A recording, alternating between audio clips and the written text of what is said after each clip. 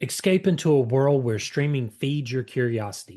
With Curiosity Stream, you get documentaries that spark wonder, ignite discovery, and make learning addictive. Face it, you're curious. That's why you tune into the show. From ancient secrets to futuristic tech, from deep space journeys to microbial mysteries, you'll find Whether you're uncovering cursed artifacts, decoding the cosmos, or exploring the science of memory, Curiosity Stream transforms your screen into the ultimate classroom, minus the pop quizzes. Stream Smarter, Think Deeper, Be Curious. Dive in at curiositystream.com infogo or click the link in the show notes for exclusive offers. Discover the bold, handcrafted flavor of Pete's signature coffee blends, reserve selections, and limited edition roast.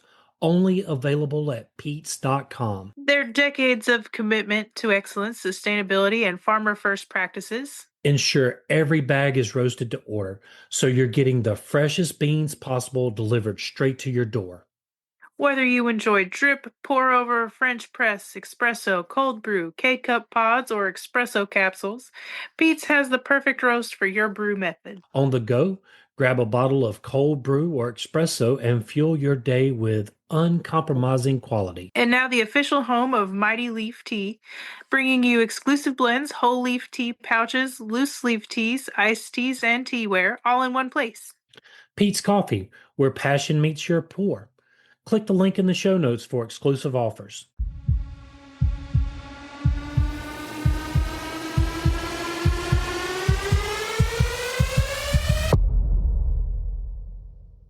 Hi, I'm William. And I'm Kat, And that makes this Info on the Go. answering questions you want to know. So, Kat, have you ever rode on a school bus? Yes, I have. Did you like it? Like maybe a relative term. Did you ever wonder why they don't have seat belts? Yes. Well, we're going to get into a little bit of that. Um, Have you rode a school bus? I have, but some folks walked uphill for. 5 miles both ways in the snow, even in the summertime. Yeah, have you ever, has anybody ever told you that? Yes. I They know were my missing a shoe or they had holes in their shoes. I know my uncle used to tell us that, and we're like, and my dad was like, "No, you didn't. You rode the school bus with everybody else." Let's ride the school bus on this episode of Info on the Go. Ah, you had to get a little pun in there, huh? Yes. The earliest school buses were horse-drawn wagons, a simple yet innovative solution to transport students in a rural area to school. These wagons, commonly referred to as school hacks or kid hacks, date back to the late 19th century. School hacks. You know, it has a totally different term now, right? Yes. Yeah. Or meaning, I guess I should say, for school hacks. Um, they were primarily adapted from farm wagons or carriages designed to serve communities where walking long distances to school was impractical. Impractical, you say? Well, I mean, have you ever seen Little House on the Prairie? I mean, man, they were walking across like big hills and stuff That's true. That's true. in The in- tall blades of grass. yes. I couldn't imagine the freaking little spiky things that would be attached to you doing all that. No, and then just, the little creepy crawlies that are on the bottom too. Ooh, yeah. Blech. The introduction of horse-drawn school wagons played a crucial role in improving access to education by bridging the gap between isolated farms and local schools. These wagons were rudimentary and modest in construction. I just can't even imagine. Right. Me Yeah. either. I just picture the Oregon Trail again. Well, I picture, when we're talking about this, I'm thinking of the wagons that would haul like prisoners, back in the day. Like, yeah, I don't know. Dang, you went with prisoners. I went with the Oregon Trail. Yeah. Well, I mean, I'm just thinking, how would you do it? Like it would just be a wagon with just a bench seat or something? I reckon so. I'm not real sure. Most featured wooden benches fixed to the sides or along the interior, allowing students to sit while being transported. It's got to be a bumpy ride. The wagons were typically uncovered, exposing passengers to the elements, although some designs included basic canopies or enclosures to offer minimal shelter. You're still getting wet. Right. Safety was not a priority in these early models as the focus was purely on functionality and getting students to school. The design reflected the needs and limitations of the time. Schools were often located miles apart in rural regions, and horse drawn transportation offered an affordable and practical alternative to walking. Could you imagine the one kid that had a horse he could ride it to school? He Hey, would he was living the dream there. he would be like the one kid in high school that had like the biggest sports car or something other, right? Everybody would be like, "Man, can you give me a ride on?" Right.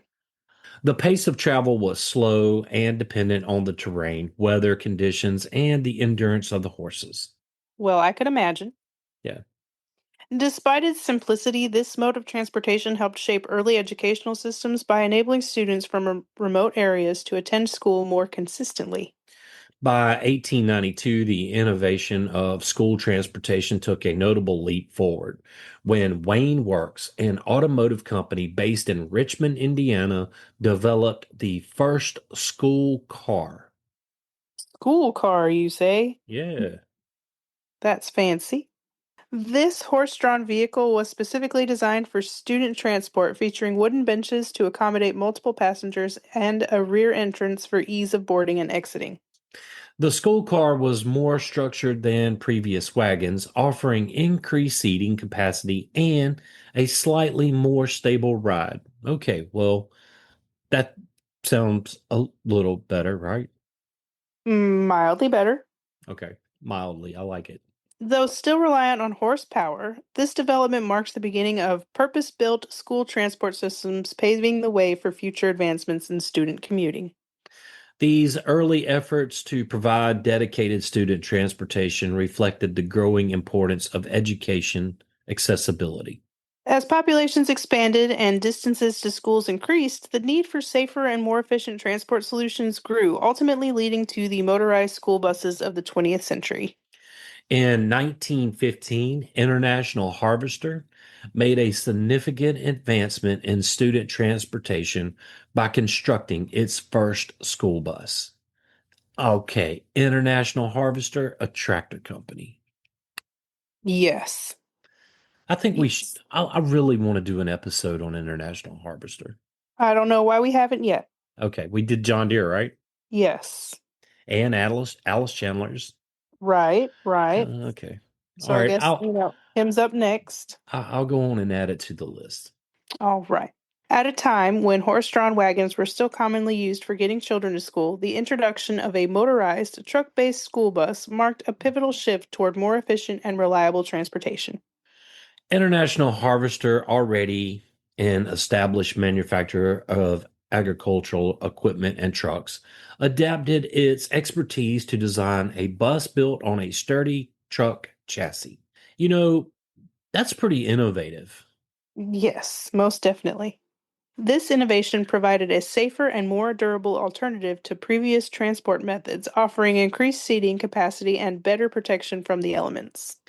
The 1915 school bus was an early precursor to the modern school buses we recognize today, helping set the foundation for school transportation, safety, and efficiency.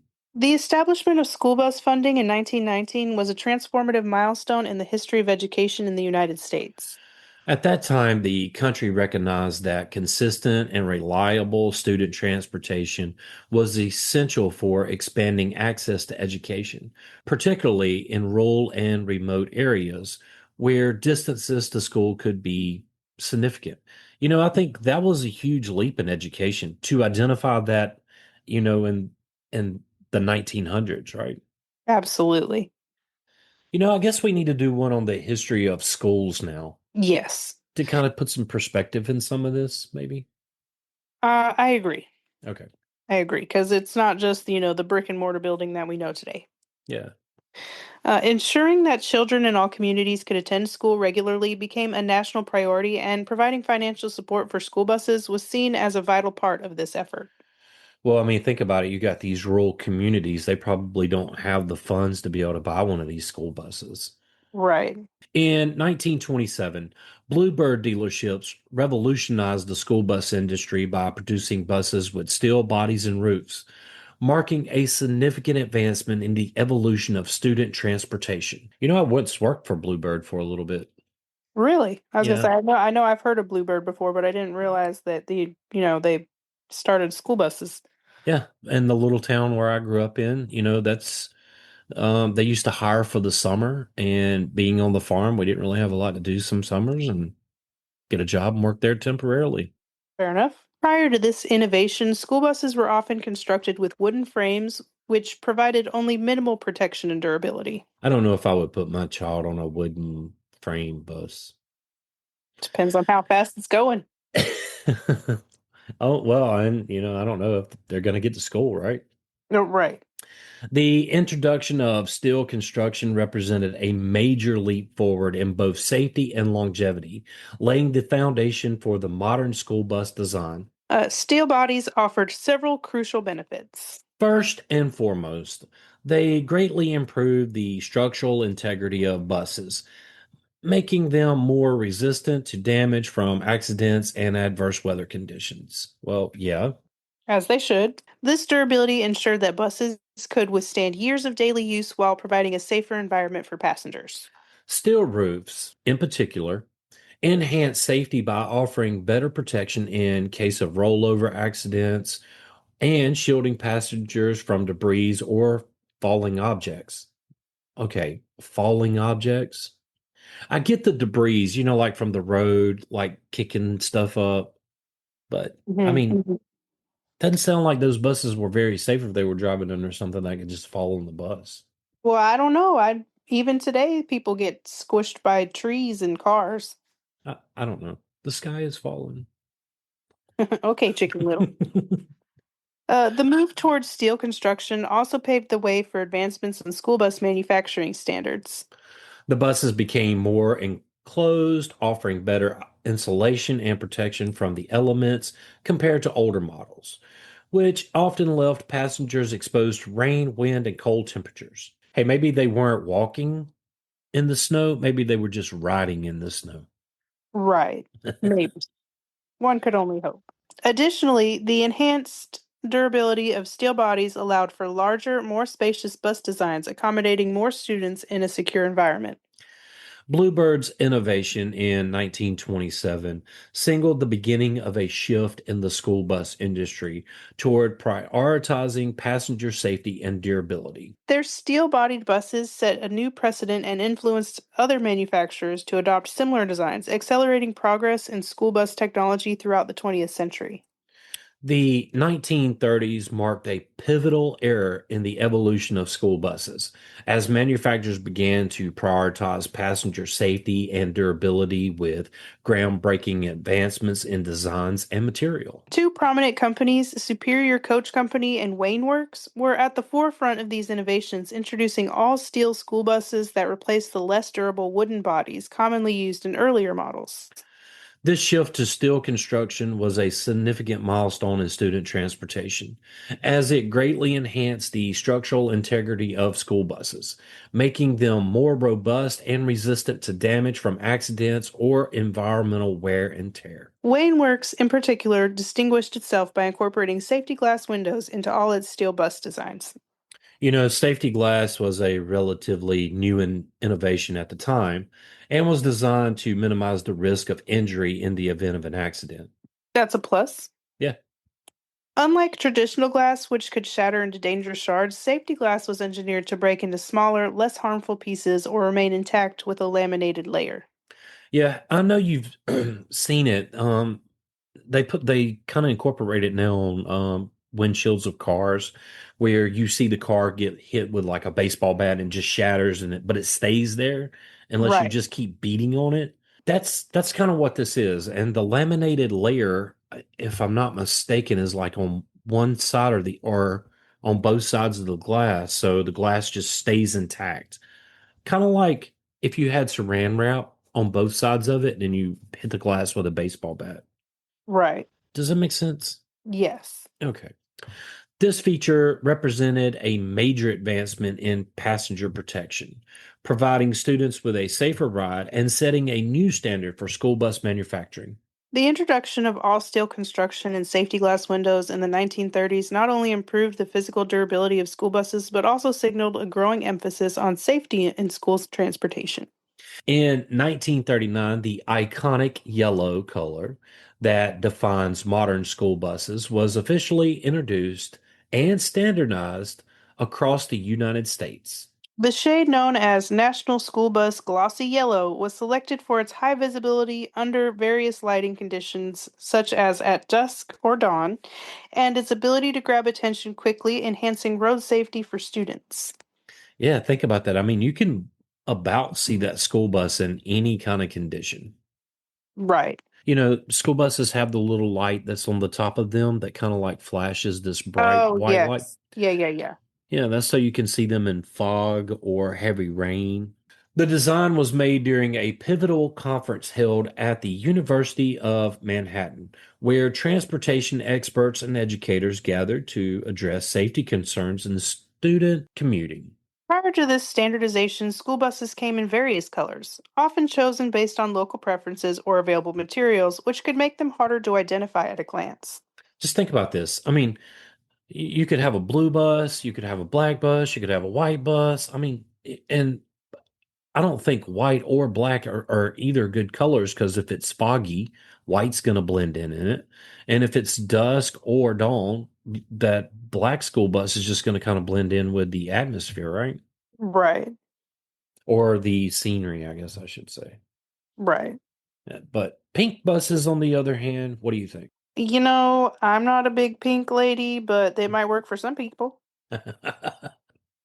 The adoption of National School Bus Glossy Yellow made it easier for other drivers to recognize school buses on the road, allowing them to take appropriate precautions, particularly when school buses stopped to let students board or disembark.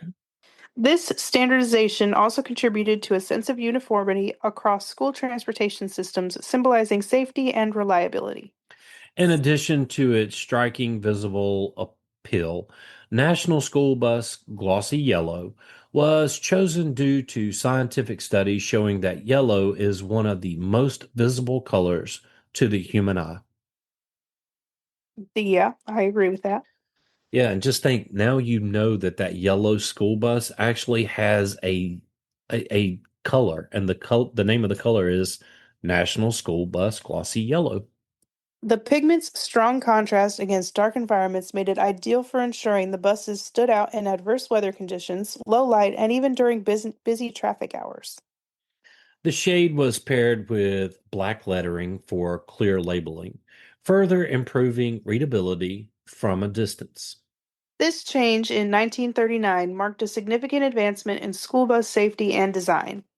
By establishing a universal color standard, it highlighted the growing importance of protecting students during transit, setting a precedent for future improvements in safety protocols and bus manufacturing. Over the years, National School Bus Glossy Yellow has become synonymous with education and student safety, creating a legacy that persists to this day. Yeah, I mean, think about it. I mean, when you see one of those yellow buses, you immediately think school bus, right? Absolutely. The 1970s marked a significant turning point in school bus safety as increasing traffic on the roads underscored the need for enhanced protective features to ensure the safety of students. I bet it was the wild, wild west then, Absolutely. just people just driving however they felt like it. And just, good luck, kids. Maybe you'll Play make it there. Frogger. Yeah, maybe you'll make it there and you won't get behind the road raging person that's just going to pass the bus while the kids are trying to get on from the opposite side. On or off. I mean, people still do it today. Yeah, yeah. I mean, I am an advocate for the cameras on the buses, and I think those tickets should be pretty hefty if you pass a school bus that is Agreed. letting kids on or off. It doesn't matter. Because I will sue you into bankruptcy. Yeah. You Well, I know, mean, it's the safety of children. Like people don't think about it's children that, we're going to get into the laws about how it works when a school bus stops down toward the bottom, but you know, we'll get off the kind of rant here. We'll just keep going. Right. During this decade, school buses underwent critical updates in design and equipment to address new challenges in transportation. One major addition was the introduction of stop arms, which became hallmark safety feature of modern school buses. Just imagine before then they didn't have the little stop sign that popped out. People just whatever. Yeah, maybe they might have held their arm out or something, maybe. Yeah. Um, these extendable signs are mounted on the exterior of the bus and display the word stop when the bus is loading or unloading passengers. The stop arm serves to alert other drivers to halt their vehicles, preventing accidents and ensuring students can cross streets safely. It became an essential tool for protecting children from potential harm during boarding and disembarking. Another advancement was the incorporation of flashes or flashing lights on school buses. We talked a little bit about that. Right. These warning lights, typically red and yellow, were designed to grab the attention of surrounding drivers and signal that the bus was about to or stopped already. Flashers created a visible cue that heightened awareness on busy roads, helping drivers slow down and exercise caution. Together with stop arms, they performed an effective system to protect students in high traffic areas. The 1970s also saw the adoption of the compartmentalization, an innovative passive safety feature inside school buses. Stay with us. We'll be right back. Mr. Bell. The rest of the. Good to have you with us. You're tuned in to something timeless. Welcome to Family History Drama. Real lessons, real ancestors, real drama. Old-fashioned radio storytelling with modern-day immersive audio. True family stories of outlaws and soldiers, lions and rattlesnakes, miracles, disasters, and the tragedies of humanity. Look us up and listen in. There's a link in the show notes or find us on any podcast app. Family History Drama. True stories told like legend.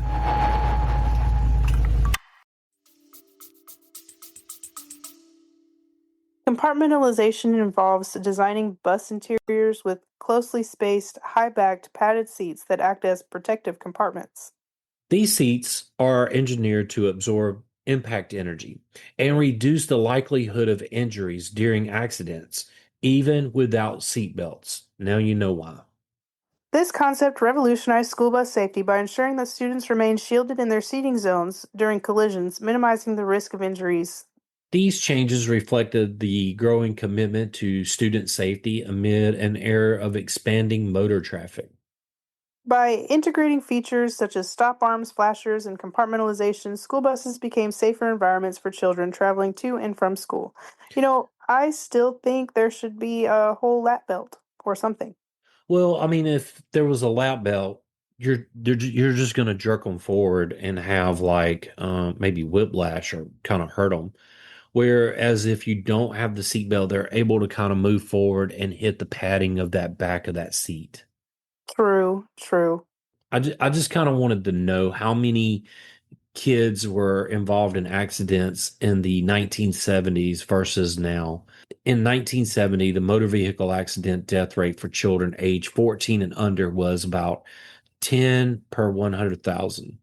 This rate decreased to 2.4 per 100,000 by 2016. Kids were getting hit left and right back in the day. Yeah, yeah, I can see that. Yeah. And those The weren't some cars to mess around with because nothing was designed to crumple. No, they were all steel. Mm-hmm. There was no plastic on any of those cars in the 70s. No, They were tanks.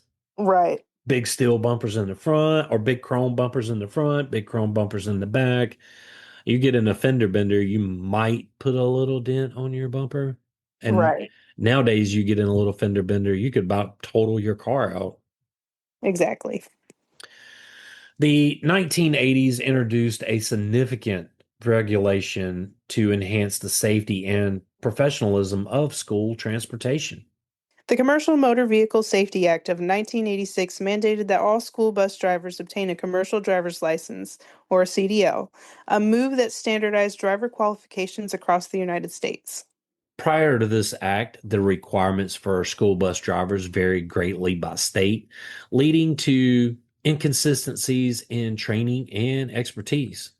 The CDL requirement ensured that drivers met rigorous national standards, including proficiency in operating commercial vehicles, knowledge of safety procedures, and adherence to regulations governing passenger transport. The act also included provisions for testing driver skills and knowledge, raising the bar for safe school bus operation. And I think that within itself is very innovative. I mean, just think about it. You could have your Aunt Sally that could barely operate her car driving a bus back in the day. Right. I don't know if you have an Aunt Sally. If you do, I'm sorry. I I don't that I know of. Okay. I This don't feel so miles bad then. right. This milestone improved accountability and helped reduce accidents caused by human error, making student transportation safer and more reliable. Back in the 1990s, something powerful rolled into motion, quite literally. And thanks to the Americans with Disabilities Act, ADA, school buses started to transform from cookie cutter yellow boxes into vehicles of independence and inclusion. The most striking upgrade, wheelchair lifts, no more lifting, no more waiting, just a secure, dignified way for students to board with autonomy. These lifts, usually mounted at the side or rear, brought a quiet revolution to daily routines, making sure no student had to watch the world go by from the curb. Inside the bus, things were just as thoughtful. Securement systems like 4-point tie downs and seat belts kept wheelchairs stable, while wider aisles and reconfigured layouts allowed for smoother navigation. It wasn't just about making space, it was about making room for everyone. The ADA also pushed for features that many take for granted today. Tactile signs for students with visual impairments, visual cues and alarms for those with hearing challenges, lower steps and extra handrails for kids with limited mobility, even climate control upgrades because comfort shouldn't be a luxury. I think all of those are extremely innovative, and I'm surprised it didn't come before the 1990s. Right, me too. These weren't just bus modifications, they were milestones with every accessible ride. Students with disabilities gained more than transportation, they gained freedom, confidence, and a front row seat to possibility. The 1990s also saw a wave of major mergers among school bus manufacturers, which led to significant advancements in design, production, and safety. As industry leaders consolidated resources and expertise, they were able to invest more heavily in research and development, resulting in innovative features and technologies. For example, buses became more aerodynamic and fuel efficient, improving environmental sustainability and cost effectiveness for school districts. Safety improvements included stronger structural designs, enhanced compartmentalization in seating arrangements, and the introduction of advanced braking systems. These mergers also fostered greater collaboration among manufacturers and regulators, leading to the establishment of stricter safety standards for school buses. Companies worked together to address emerging concerns such as rollover protection, emergency exits, and visibility enhancements. The industry became more streamlined, allowing manufacturers to produce buses with consistent quality and design, while schools benefited from access to cutting edge safety technologies. Modern school buses incorporate cutting edge technology to enhance safety and efficiency, continuing the long tradition of innovation in student transportation. One of the most impactful advancements is the addition of stop arm cameras, which are mounted on the bus exterior near the stop arm. Agreed. These cameras are designed to capture video footage and images of vehicles that illegally pass the bus while students are boarding or disembarking. By documenting violations, stop arm cameras help law enforcement identify and penalize drivers who endanger student safety, creating a deterrent and fostering safer road habits around school buses. Yes, I would agree with that. And I think every bus should have a camera on it for that particular reason. Agreed. Another crucial enhancement is improved driver visibility achieved through advanced designs and features. Modern buses include larger windshields and strategically placed mirrors that minimize blind spots, giving drivers a clear view of their surroundings. The implementation of backup cameras, side cameras, and 360-degree camera systems further supports driver awareness, reducing the risk of accidents and collisions. These visibility improvements ensure that drivers can monitor students more effectively during boarding and exiting, as well as navigate crowded or challenging road conditions with greater confidence. In addition to these features, buses now incorporate advanced braking systems and collision avoidance technology, further prioritizing safety. Emergency braking systems detect obstacles and apply brakes automatically to prevent accidents, while sensors help drivers maintain safe distances from other vehicles. Modern buses also utilize GPS tracking systems for route optimization and real time monitoring, allowing school districts and parents to ensure buses are on schedule and operating safely. Interior safety has also been upgraded with features like reinforced rollover protection, secure seating design, and emergency exit technology. But back to the GPS thing, for when my youngest one was in school, we could actually track the bus. I had no idea about any GPS in buses. I didn't Yeah, even know they had backup cameras. I don't remember buses having backup cameras. she was the only one we could really track the bus, and it was really beneficial. So if the bus was running late or running early, I mean, you knew where it was at. And even the school had a phone system, like an automated phone system that would call and let you know your bus is currently off schedule. Like it kept up with the GPS.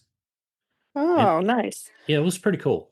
In the 2020s, school transportation began a bold shift towards sustainability, with electric school buses leading the charge, quietly, cleanly, and with a spark of innovation. These buses aren't just diesel replacements with batteries, they're purpose built for the school day rhythm, predictable routes, long idle times, and centralized depots, making them ideal for candidates for electrification. Modern electric school buses now boast ranges up to 210 miles for Type C and 300 miles for Type D models, more than enough for the average 63-mile daily route. But the green revolution didn't stop at the motor. Here are some standout innovations. Thermal management systems ensure batteries and motors operate efficiently in extreme weather, preserving range and safety. Vehicle to grid, or V2G, technology allows buses to return unused energy to the grid, turning idle fleets into mobile power banks. Wow, I didn't know that. Me either. Zero tailpipe emissions mean cleaner air around schools, reducing students' exposure to harmful pollutants. Now, who can't get behind that? Right. Federal funding like the EPA's Clean School Bus program has accelerated adoption by covering up to 100% of costs in some states. Despite some growing pains like infrastructure challenges and early reliability issues with certain manufacturers, the momentum is undeniable. Electric school buses are no longer a futuristic concept. They're rolling proof that sustainability and student safety can ride side by side. Sharing the road with school buses is a critical responsibility for all drivers, as it ensures the safety of students who are boarding or exiting the school bus. In most cases, drivers are legally required to stop when approaching a school bus that has its lights flashing and stop arm extended, signaling that the bus is loading or unloading passengers. This applies whether drivers are behind the bus or approaching it from the opposite direction. The only exception to this rule occurs on divided highways where the roadways are separated by a physical barrier, such as a median strip, grass divide, or concrete wall. Yeah. Now, I think that was pretty clear in our description, right? Right, So if there's no medium divider and it's a 4-lane road, you got to stop all directions. right. In these cases, drivers traveling in the opposite direction of the stopped bus are not required to stop, as students are unlikely to cross such a wide divided roadways. ideally. I yeah, I don't think they're going to make them climb a concrete barrier or walk in that muddy ditch. But you're right, ideally. However, drivers traveling in the same direction as the bus must still stop. Yep. Failing to adhere to these laws can result in severe penalties, including fines, license points, or even license suspension, as it poses a significant risk to student safety. And we're talking about children here. Right. Stop arm cameras on school buses are increasingly being used to catch violations and hold drivers accountable. As a precaution, drivers should always reduce speed and stay alert when driving near school buses, especially during hours when buses are actively picking up or dropping off students. This includes watching for children who might cross the road unexpectedly or move around near school bus stops. Safe driving around school buses is essential to protect young passengers and maintain road safety for all users. From horse drawn wagons to AI powered electric buses, the journey of school transportation mirrors our broader progress as a society, constantly adapting to better serve our children. More than just a ride, the school bus is a symbol of access, equity, and safety, carrying generations of students not just to school, but toward opportunity. Wait, so is there a standard color of school buses in other countries? You know, Kat, that is a great question, and you know we have an answer. United States and Canada, the iconic national school bus glossy yellow is the norm, chosen for its visibility and safety benefits. India, Malaysia, Vietnam, Italy, Russia, and parts of Eastern Europe, yellow is also common. It's often inspired by American exports or safety standards. In other words, the bus is already painted yellow, so they're just going to go with it. Right. Japan, yellow buses are popular, but they often come in playful shapes. Think Pikachu or Hello Kitty, especially for younger students. Could you imagine a Pikachu bus pulling up for your little girl? That would be excellent. Do you know how stoked she would be? She would be like, I do want to go to school now. Right. I don't know if she's in the Hello Kitty. I'm not sure. Yes. Okay, so either one of those would work, right? Yes, very much so. But man, Japan's leading the way. That's innovative too, because yeah, that's going to encourage kids to want to go to school. Right. Okay. Germany and the UK, school buses often resemble regular public transport buses and may not follow a standard color. Philippines, bright yellow is typical, but some schools use their own colors. Israel, school buses are often painted orange, breaking from the yellow tradition. Still, I mean, it still stands out, right? Right. In Ireland, a mix of green and yellow is used for school transport vehicles. I bet those are some pretty unique buses. Right. In Egypt, blue buses are more common for school transport. So while yellow is most internationally recognized, it's far from universal. So the color often reflects local culture, safety regulations, or even a bit of whimsy. I like the idea of whimsy.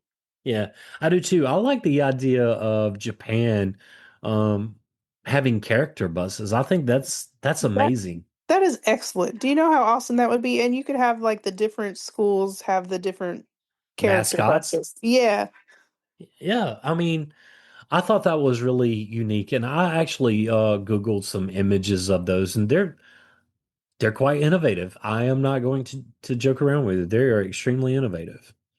I think that'd be awesome. What if there was like a big dragon or something? That'd be cool. So, what did you think about this one? I loved it. Yeah, I mean, you thought school buses was going to be this boring topic, and it has a lot of, yeah, there's some things that are kind of like, well, okay. But I mean, seeing the evolution from walk-in to maybe a horse-drawn carriage that possibly may or may not give you splinters and, you know, be bumpy, uh, to Pikachu. I mean, it's kind of Right. great. And that Pikachu bus is the cutest thing I think I've seen all week. Oh, you did Google it? Yes, that is awesome. Hey, the more you know, right? Absolutely. If you would like to support this podcast, Click the support or Patreon links in the show notes. William and I want to thank you for listening. Yes, thank you. Join the Facebook group at Info on the Go, Share with us your show ideas. or ask us a question. Subscribe and follow us wherever you get your podcast. Send us a text using the link in the show notes, or leave a review. Email us at infoonthegopodcast@gmail.com. and yes, that is all one word. Till next time. Stay curious.